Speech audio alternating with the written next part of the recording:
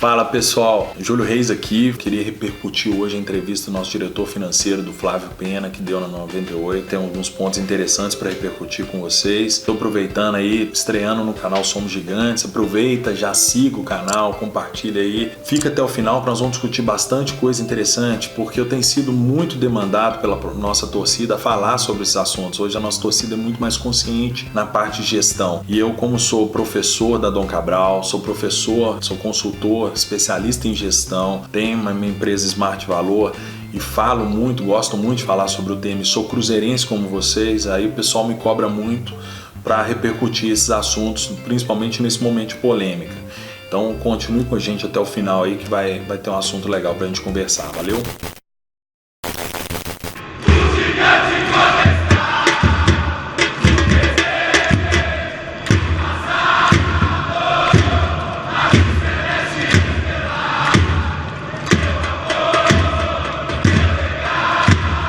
Nunca nos subestime, somos gigantes. Primeiro ponto que eu gostaria de ressaltar é essa questão de termos um diretor financeiro se expondo as condições financeiras do Cruzeiro, dando entrevista é um ponto positivo, né? Para quem também gosta de polarizar e só ver coisa negativa e positiva, esse é um ponto que não tinha na gestão anterior, uma pessoa responsável pela parte financeira, focado em fazer planejamento, orçamento. Vi isso com muito bons olhos, a segunda entrevista dele que eu acompanho, e eu fiquei bastante satisfeito de ver que tem uma pessoa olhando para isso e se expondo, né?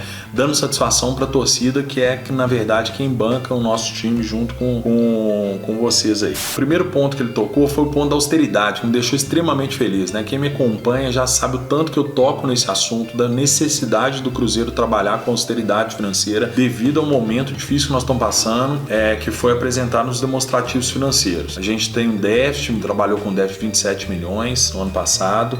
O Comitê de Sindicância mostrou que os gastos vêm sendo aumentados indiscriminadamente e apesar de vir tardiamente nessa proposta de austeridade para o final de 2019 e 2020, antes tarde do que nunca. Então fiquei bastante satisfeito. Muito contraditório com a postura desse início de ano, onde, segundo o nosso Comitê de Sindicância, nós tivemos a folha inflada com aumento salarial de acima de 10% para mais de 90% dos colaboradores, uma coisa assim que inexplicável, e mais o aumento do quadro com contratações de várias e várias pessoas, como se a estrutura tivesse antes, ela tivesse totalmente enxuta, que sabemos que não é uma verdade. Mas ele falando de prêmio, ele tocou na situação que a questão da premiação da Copa do Brasil pode ser um divisor de águas aí para a questão financeira desse ano. Realmente 22 milhões de reais é uma quantia significativa que pode realmente dar um fôlego no caixa do clube, que parece que é o grande problema hoje. O grande problema hoje não é nem o déficit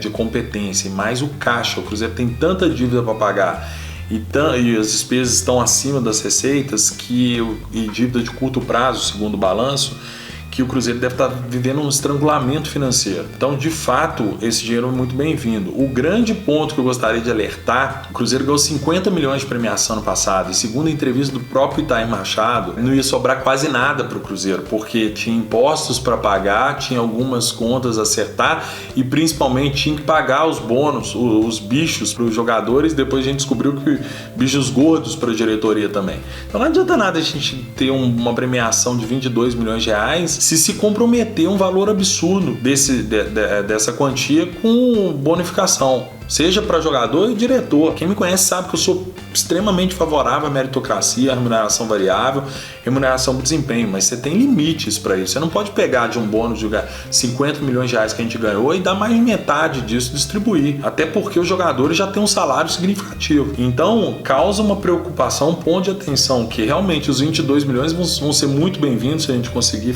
reverter esse resultado com o Inter, e eu acredito que vamos fazer isso com essa nova vibe aí que nós estamos com o Rogério, mas não vai adiantar nada se boa parte disso aí não entrar nos cofres do Cruzeiro. O Cruzeiro nesse momento precisa de cada centavo desse dinheiro para acertar suas contas. Uma outra questão que ele falou que é importante, ele falando da questão do problema do fluxo de caixa. O Cruzeiro tem muitas dívidas para acertar, muitos pagamentos de curto prazo com fornecedores, citou fornecedores de academia, e isso é uma questão, como eu disse, que o Cruzeiro precisa se organizar, ter um planejamento financeiro. Eu espero que o Cruzeiro tenha tenha feito um orçamento de fluxo de caixa, que isso não seja nenhuma surpresa, né? Essa é a primeira coisa que a gente faz quando assume uma parte financeira, é saber todos os desembolsos que tem que ser feitos durante o ano e todas as entradas financeiras que ocorrem durante o ano. Então, como eu disse, o Cruzeiro tem que resolver a questão do seu déficit, mas ele nem é o mais problemático. No curto prazo, o Cruzeiro realmente precisa de dinheiro para operar no dia a dia. E esse dinheiro, ele vem... Hoje o Cruzeiro está fazendo o quê? Está vendendo um passe de jogador por mês para cobrir esse rombo. Então, de fato, a solução no curto prazo que o Cruzeiro precisa é realmente ou o Cruzeiro, que para mim é uma questão muito temerária, né? Porque isso compromete o nosso patrimônio, é se desfazer de algum ativo caro para conseguir essa tranquilidade financeira de curto prazo, ou o empréstimo, o famoso empréstimo que também ele tocou na entrevista. Só que aí eu queria ponderar uma outra coisa que ninguém fala, que ele nunca falou, ninguém fala. O Cruzeiro não precisa de um empréstimo de 300 milhões de reais. Isso é um absurdo. O Cruzeiro vai contrair uma dívida um empréstimo de 300 milhões para chegar para os fornecedores e falar assim, ó, dinheiro está sobrando aqui, quem que vai querer me dar desconto? Agora, se o Cruzeiro monta um leilão reverso, chama os seus fornecedores, fala que vai dar prioridade em acertar a dívida com quem der o melhor desconto, quem eliminar os juros, ou então reduzir a taxa de juros, quem alongar um pouco o pagamento, o Cruzeiro consegue uma negociação muito satisfatória. Então o Cruzeiro fica querendo uma operação super complexa de levantar 300 milhões de reais, ele falou que travou aí essa operação. Lógico, o valor é muito grande. O Cruzeiro precisa reavaliar qual que é a quantia que vai buscar no mercado para poder pegar. E quanto maior essa quantia, você pode acreditar, mais pesada vão ser as taxas. Então, reavaliar esse quantitativo de empréstimo para pegar um empréstimo que o Cruzeiro tenha condição de pagar. Porque depois o Cruzeiro vai precisar gerar superávit para pagar. Superávit basicamente é o que, gente? Independente de ter que pagar dívida ou não, é ter mais receita do que despesa. Isso não está longe. O Cruzeiro, mesmo com essa farra dos gastos desse ano, do ano passado nós fechamos com 27 milhões de déficit. Esse ano já tinha uma tendência de aumentar, mas graças a Deus, com essas denúncias todas que muita gente fala que foram terríveis para o Cruzeiro, mas se não tivesse havido, não teria tido essa reviravolta, essa política de austeridade que o Flávio está anunciando, ela só veio por causa das denúncias. Se não houvesse essas denúncias, ia continuar da mesma forma. O Cruzeiro tem uma condição de reverter isso já com essa política de austeridade anunciada pelo Flávio agora. A própria saída do Mano já vai gerar um fôlego de praticamente 6 milhões aí por ano. Se o Cruzeiro faz uma reestruturação salarial, retrocede à situação anterior antes da farra do aumento e das contratações, se o Cruzeiro abre mão de 2 medalhões para o ano que vem, não quero entrar nesse tema que é polêmico, tem gente que gosta de um jogador, de outro, mas se o Cruzeiro troca 2 caras que ganham entre 600 e 800 mil por 2 jovens, sem comprometer demais a estrutura do time, o Cruzeiro já economiza aí mais 1 milhão, 1,5 milhão por mês, que dá 16 milhões no ano. Já reverte, junto com a economia do Mano, junto com todas essas economias administrativas, já reverte o déficit imediatamente. E aí tem condição de pagar esse empréstimo que o Cruzeiro tenta fazer, se conseguir fazer, que é importante que faça, mas em valores dentro de uma realidade, não 300 milhões. Futebol é muita emoção. Quem gera futebol gera com emoção. O Cruzeiro com 300 milhões na mão, o Cruzeiro, numa primeira dificuldade, aí vai sair contratando jogador